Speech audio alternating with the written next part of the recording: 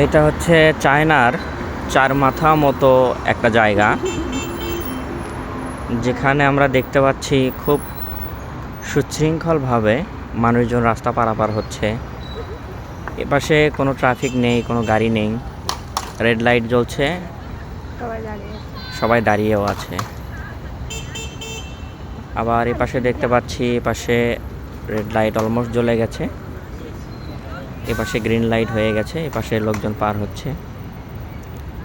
তো বাংলাদেশ হলে বিষয়টা এমন হতো, গাড়ি যেহেতু নেই সুন্দর করে পার হয়েই যায়, কি বা এমন হবে। আর এখানে এত বড় একটা ট্রাফিক নিয়ন্ত্রণ করার মতো জায়গা, কিন্তু সেখানে কোনো ট্রাফিক পুলিশ নেই। সবাই ট্রাফিক লাইটের উপর নির্ভরশীল।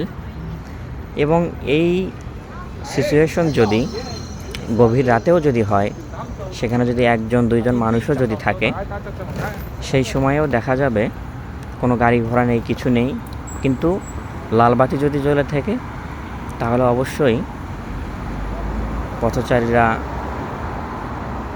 গ্রিন লাইটের জন্য অপেক্ষা করবে। এটাই হচ্ছে ভদ্রতা, সুশৃঙ্খলতা, সিভিক সেন্স যেটাকে বলে। বাঙালিদের মাথায় সিভিক সেন্স নামক বস্তুটি আসলেই হয়তো বা কম আছে।